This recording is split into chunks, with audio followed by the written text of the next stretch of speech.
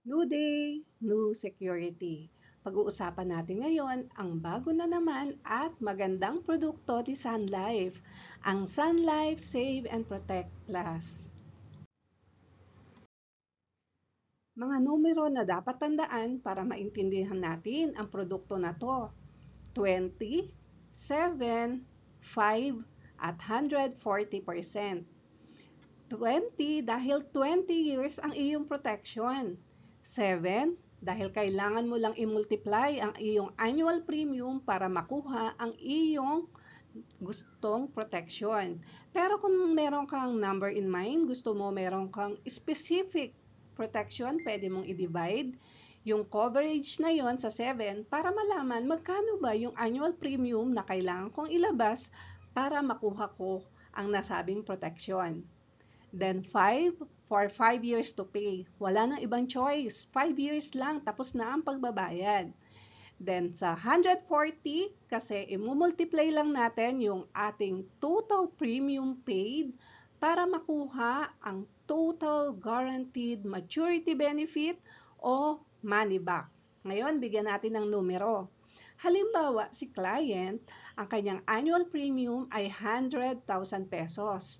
Para makuha ang kanyang insurance benefit, i-multiply lang natin ito sa 7 at magkakaroon na siya ng 700,000 guaranteed life insurance protection on day 1 pa lang ng kanyang insurance at maglalas to o tatagal to ng 20 years. Then kung ang kanyang annual insurance premium ay 100,000 pesos, imumultiply natin to sa 5 years para makuha ang kanyang total insurance premium paid. Tingnan mo ha, 5 years ka lang nagbayad pero bibigyan ka ng 7 years, 7 times na protection ni Sun Life. 7 times the annual premium paid. So dito pa lang, 500,000 total premium paid, pero ang iyong insurance coverage nasa 700,000. So, meron na siyang adjustment or advantage ka na ng 200,000 pesos. At hindi lang yan. What if you outlive your insurance after 20 years? Hindi mo naman nagamit ang insurance. Masasayang ba ang pera mo? Hindi.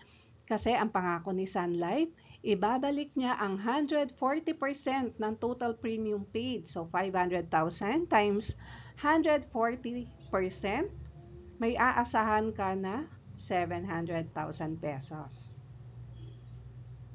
At hindi lang yan, there's more. Meron pa tayong tinatawag na living benefit. Ito naman yung pwede natin gamitin yung plan habang tayo nabubuhay. Kapag kailangan natin ng pera, pwede tayong mag-loan. Then meron din tayong tinatawag na terminal illness benefit, which is 60% of the face amount. Ito naman yung kapag na-diagnose tayo ng terminal illness, pwede natin gamitin yung plan at pwede tayong mag-withdraw ng pera pampagamot. O di ba? Tignan nga natin kapag meron tayong actual illustration, paano natin to lalagyan ng numero. So dito, 20 years ang ating coverage from year 1 to 20. Cover tayo ng life insurance. Sa actual illustration natin, si client nagbayad ng 71,429 pesos.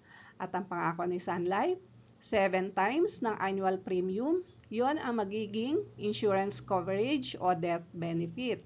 Kunin ang calculator, i-check, 71,429 times 7 equals 500,000. At hindi lang yan.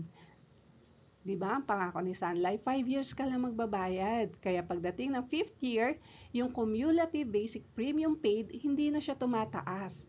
Yan na yon. Kasi guaranteed 5 years ka lang magbabayad, pero 20 years ang coverage mo.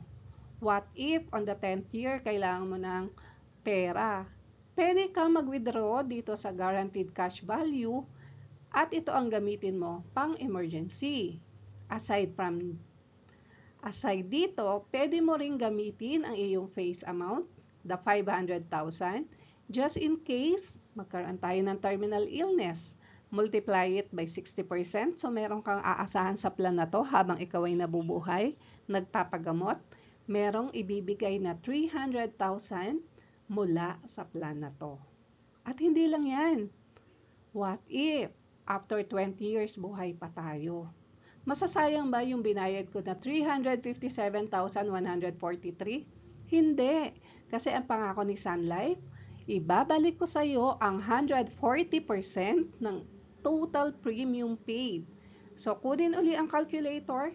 357,143 times 140%. Di bang bibigay sa'yo ng plan na to ay kalahating milyon after 20 years?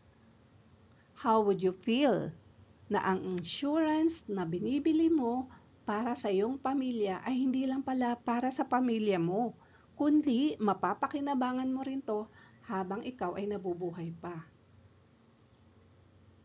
And how much more kapag na-outlive mo ang insurance duration, meron ka pang makukuha na guaranteed cash more than 40% more doon sa ibinayad mo. How would you feel after 20 years? Meron ka palang kalahating milyon na aasahan mula sa plan na to.